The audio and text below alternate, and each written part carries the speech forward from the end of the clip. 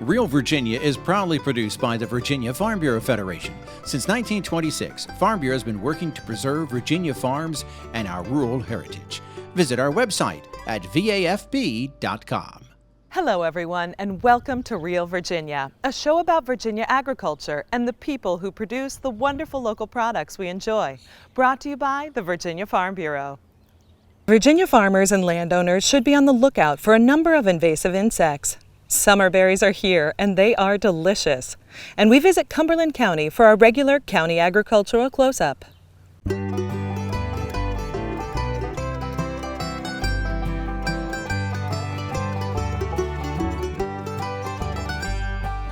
Home will always be Virginia, between the Blue Ridge and Chesapeake Bay, Atlantic to Appalachia,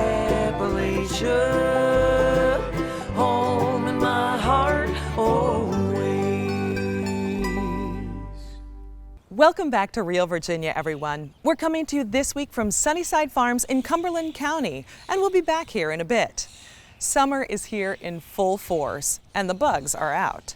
Ricky Gibson reports some insects can cause more than a temporary itch. They can cost folks a lot of time and money.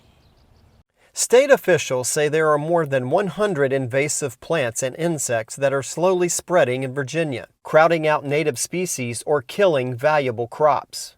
One estimate puts losses to these unwanted visitors as high as $1 billion each year. It seems every year we get a story of a new insect or a new plant pathogen like a boxwood blight or a sudden oak death. And really a lot of that has to do with the global trade, and things are moving around so freely that we see these occurrences of invasive species more and more. David Giannino is program manager for the Virginia Department of Agriculture Office of Plant Industry Services. Invasive insects are among the worst pests that usually have no natural predators and cause economic damage. This year's standout among such pests is the spotted lanternfly. It's a pretty bug that packs a nasty punch, and its favorite meal besides the tree of heaven are fruit trees, grapevines, and hop vines.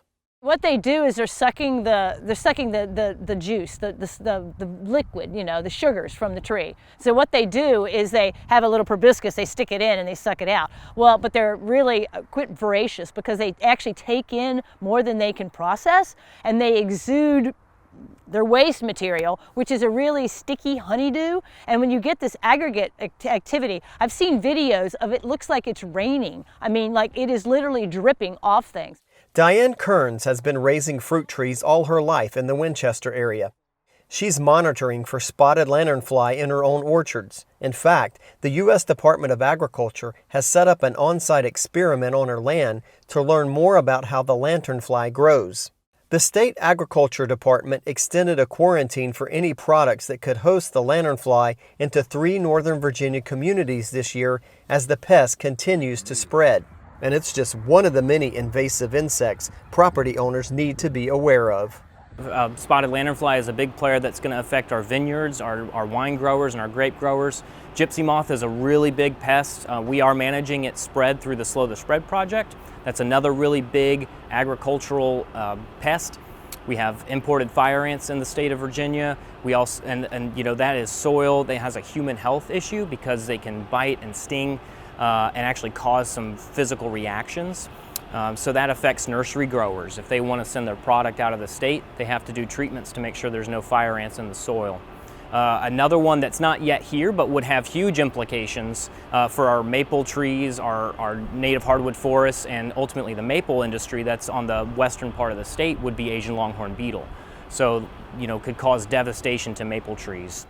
The emerald ash borer is yet another invasive pest killing ash trees across the state. Unfortunately, it's gotten a good foothold in a woodlot owned by Augusta County garden expert Mark Vietti.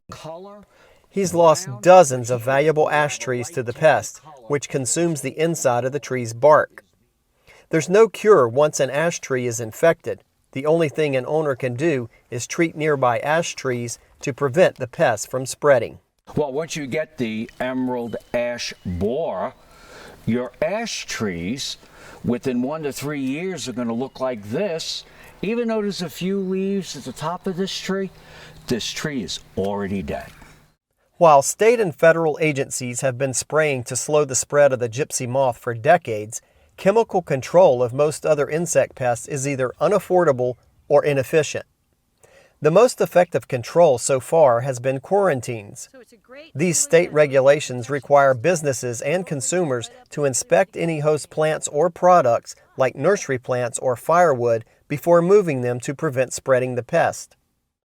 Janino says quarantines work, but they're only effective if businesses and consumers follow through.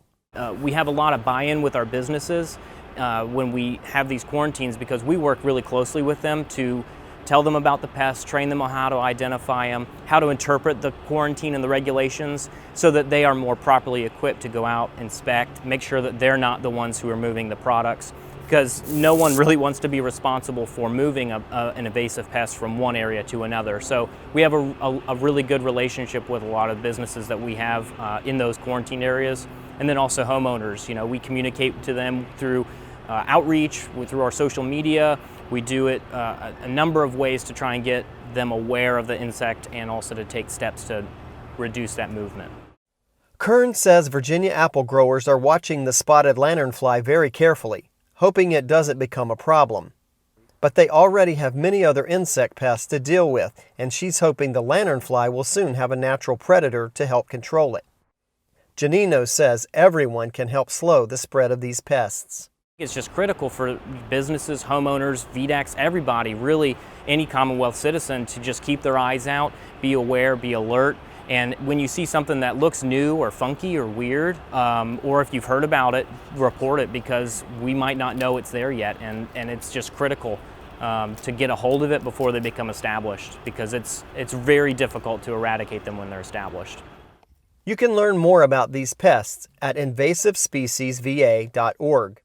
If you see a spotted lanternfly or another insect pest, notify your county cooperative extension agent or the state agriculture department. When possible, provide a photo of the pest and a detailed description of where it was found. In Winchester, Virginia, I'm Ricky Gibson reporting.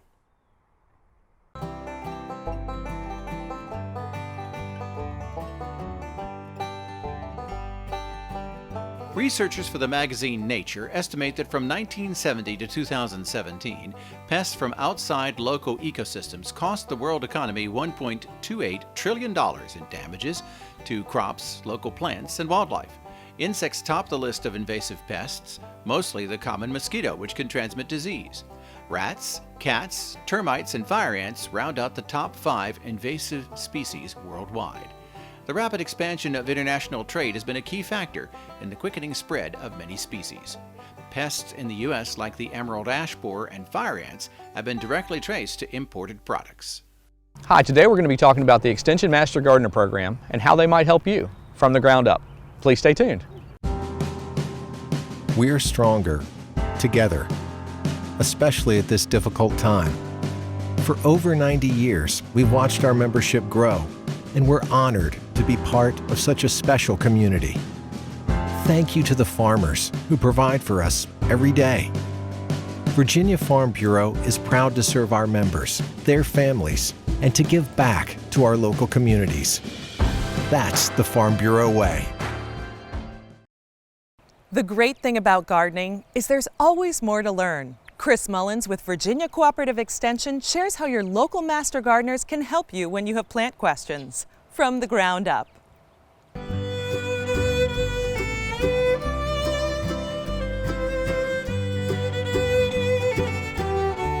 Well, hi and welcome. Today we're in Henrico County, Virginia. We're at a pollinator garden in one of the parks in Henrico County, and I'm here with Mr. Ed Olson. He's the horticulture extension agent in Henrico County. Ed, thanks for being with us today. Thanks, Chris. Glad to be here with you today. Well, Ed, we're talking about master gardeners, and before we go into a little bit about how they can help you, what is a master gardener? So a master gardener is a trained volunteer that helps Virginia Cooperative Extension agents disseminate the research-based information from Virginia Tech and Virginia State University to the localities and citizens that we serve. So all around the state, does every locality have a master gardener program? Each unit in Virginia is probably covered by a unit. There are several units that share master gardeners across county lines, but here in Henrico and in the greater Richmond area, we have dedicated units in each of our localities. Okay, so as we're kind of starting into summer and people have got their gardens planted and they might start to have problems or issues or maybe help figuring out how to plant a garden, can they contact the master gardeners for that? Yes, please feel free to reach out to our master gardeners to get answers to your gardening related questions. In many units, you can just call the extension office and they'll have a horticulture hotline that connects you with the master gardeners to get those gardening related questions answered. Some units also have dedicated email addresses that you could use, and many also have what we call plant clinics or outreach events, where you may see a master gardener at a local store or a farmer's market or even set up in a park. And you can come on up and ask your gardening related questions and they'll give you that science-based answer. So it sounds like as a master gardener you get a lot of education.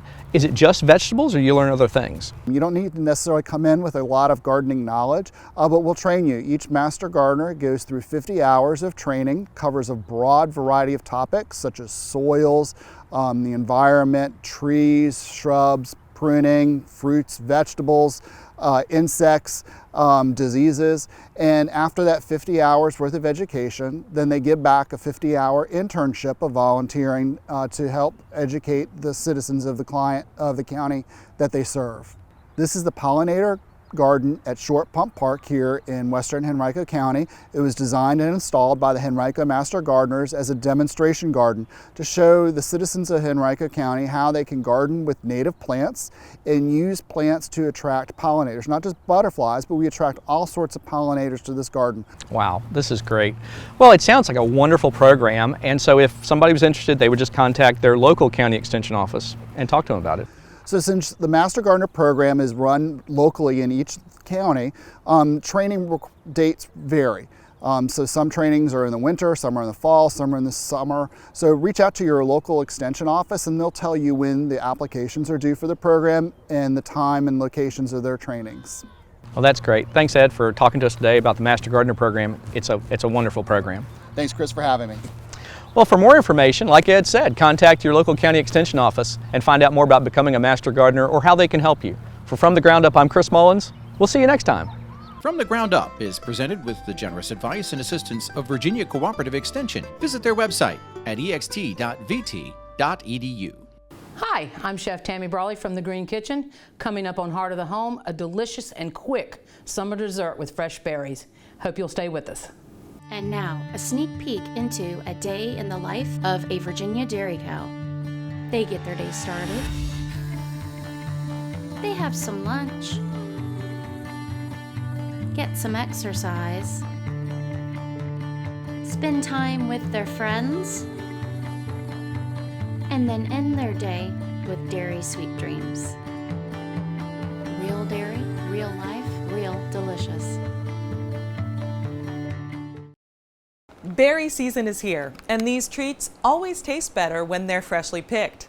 Chef Tammy Brawley shares a super simple recipe to enjoy Virginia berries from the heart of the home.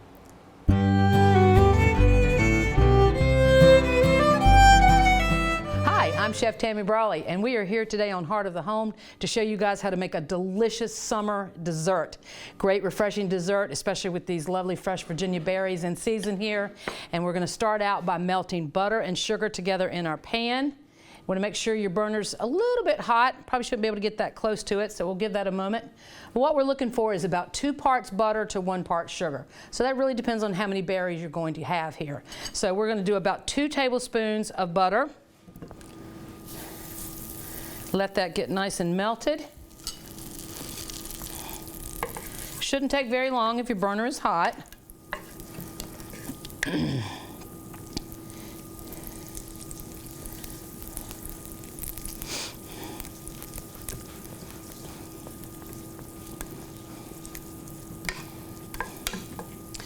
Go ahead and add about a tablespoon or so of sugar.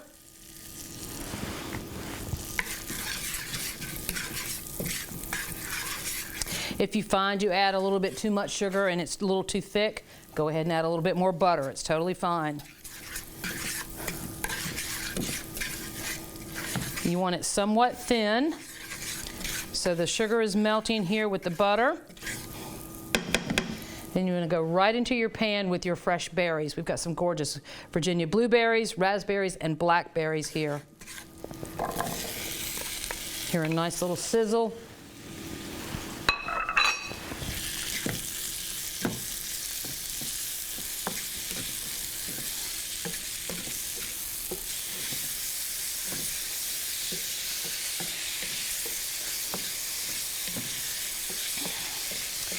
Of course, berries are delicious to eat by themselves. You don't need to do a darn thing to them. Great with breakfast, great in smoothies, as everybody knows. But I love doing this because I love the taste of it nice and warm. And we're going to top it with some delicious vanilla ice cream.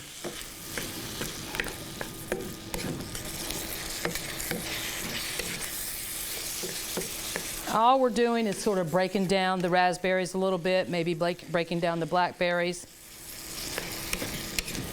Pick up a nice little glistening color. Oh, there we go. And believe it or not, this is actually ready. So we're going to pop some into a little serving dish.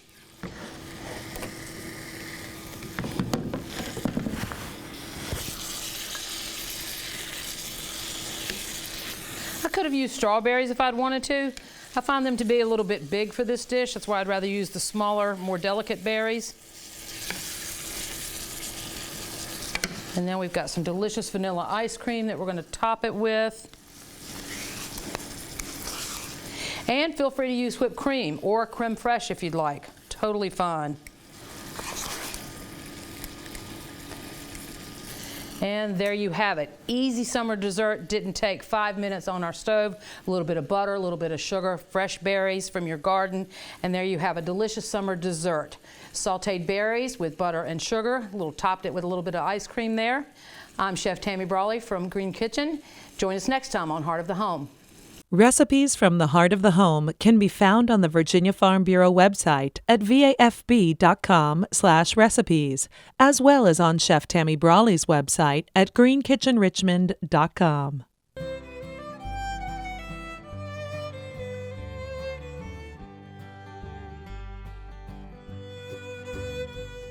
Blackberries, blueberries, raspberries, and other small fruits make up a summertime specialty for Virginia's farm economy. Many of these berries are sold from pick-your-own farms or at farmers markets. Blueberries are the most popular. They're raised on 456 Virginia farms. Strawberries are raised on almost 300 farms, and raspberries on 196 farms. Boysenberries, elderberries, and loganberries are also raised on about 40 farms in the Old Dominion. Small fruits are very popular with smaller farm operators. Only about 1,300 acres is set aside for all of the small fruit production in Virginia. Cumberland County is a more remote community than you'd expect to find in Central Virginia. But as Burke Moeller reports in this week's County Agricultural Close-Up, residents here stay focused on farming. Located in Central Virginia, about an hour's drive west of Richmond, Cumberland County was named for Prince William Augustus, the Duke of Cumberland, who was also the third and youngest son of King George II. From its beginnings, Cumberland has had a strong agricultural tradition, and farmers today are working to keep that tradition alive. Agriculture in Cumberland is quite diverse. We have a lot of beef cattle producers. We have a lot of poultry producers. We have a lot of niche market producers, and when I say niche market, I mean people who are focusing on cut flowers and who are focusing on vegetable gardening and things similar to that. They've kind of found a niche for certain things that are selling well for them, so they're focusing on that. We also have a Amish community that is growing quickly and they are doing well and finding those niche markets quickly too. With its long, relatively flat landscapes, Cumberland County is ideal for large poultry houses. Robert Womack is the sixth generation in his family to work in agriculture.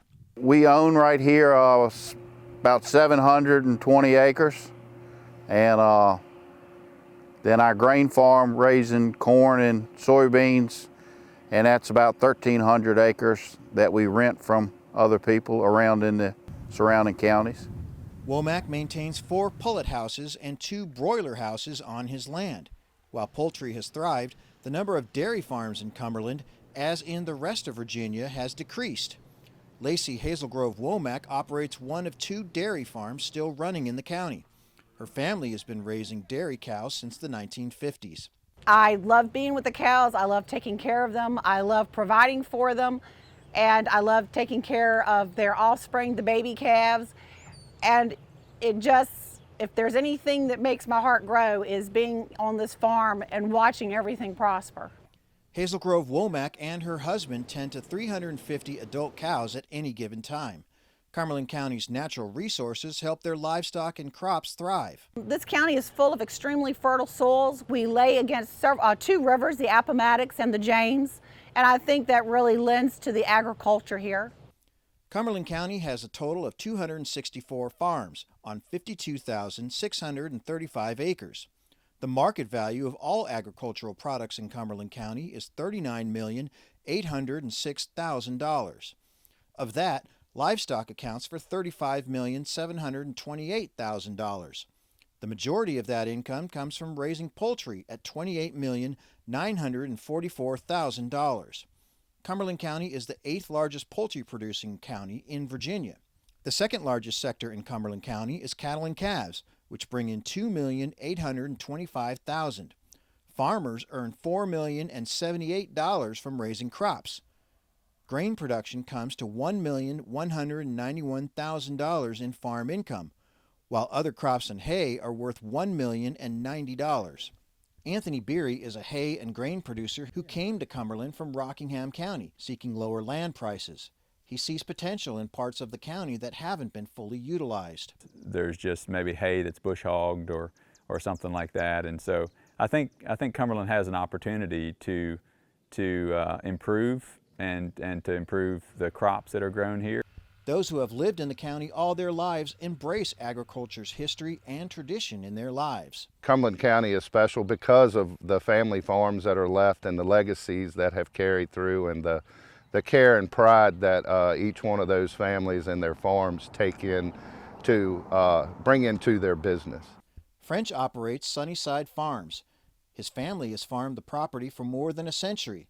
In addition to the farm, the family operates a series of retail stores. The transition has come to the retail deal, with it getting harder and harder to compete with larger farms, and we run 4 fruit stands. One's in Powhatan, one's in Farmville, one's in Dillwyn, and we run one here at the farm. We do vegetables, mainly strawberries, sweet corn, as you can see here, green peppers, cantaloupes, watermelons, okra, tomatoes, grape tomatoes, squash, winter squash, just about anything you can think of.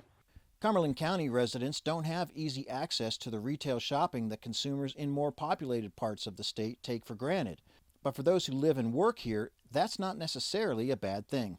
I just feel like it's a whole big community here, because if you notice driving in, there's no grocery store, so we don't have any type of food market. So people here kind of come together and try to provide for the community, and I think that's what's special. Cumberland County farmers know where they live is indeed special, and they continue to produce agriculture in abundance for themselves and the rest of Virginia. In Cumberland County, Virginia, I'm Burke Moeller reporting. We're so glad you could join us this week to celebrate all the bounty Virginia has to offer. From the kitchen to your home and garden to our beautiful wide open spaces, we are proud to say that this is Real Virginia. For everyone from the Virginia Farm Bureau, thanks for watching. Make it a great week.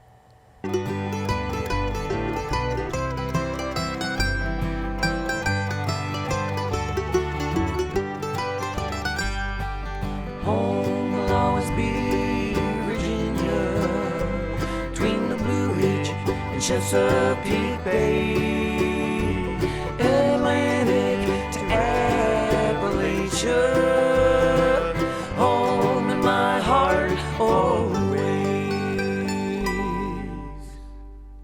Observe a domesticated human family in their natural habitat, known to their species as the backyard. Hey, you think I should light it now?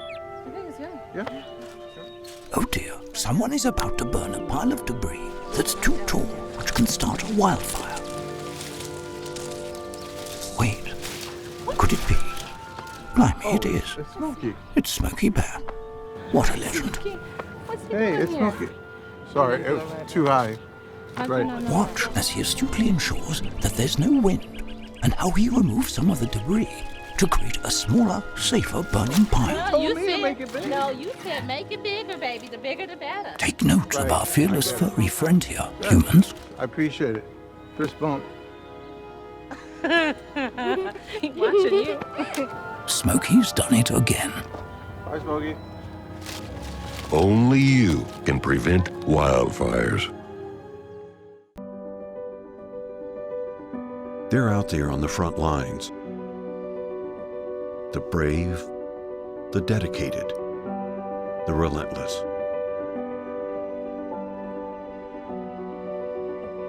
But there's another front line.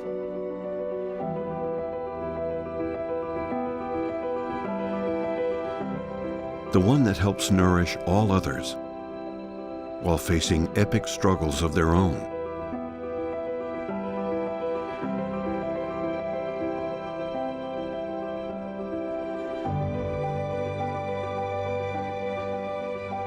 So in this season of uncertainty, a few things remain certain. The rain will fall, the sun will shine, and together we'll continue to grow.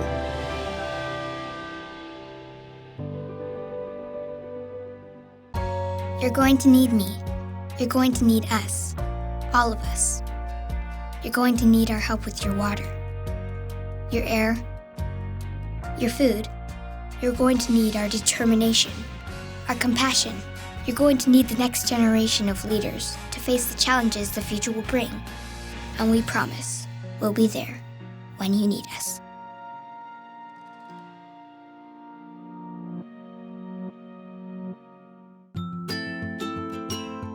We have 37 parks across the Commonwealth.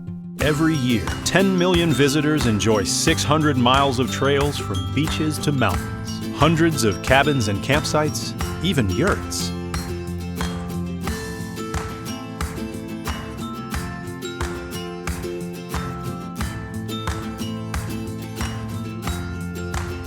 We are Virginia State Parks. Bye-bye. Hi. Hoping for a crisp breeze to help keep you alert. Oh, he took a sip of water too. That'll probably help. You were probably gonna turn down the radio too, so you could focus, right? Probably okay isn't okay. Right. If you see a warning sign, stop and call a cab, a car, or a friend. I think the water line is what really drove it home. I blew on him.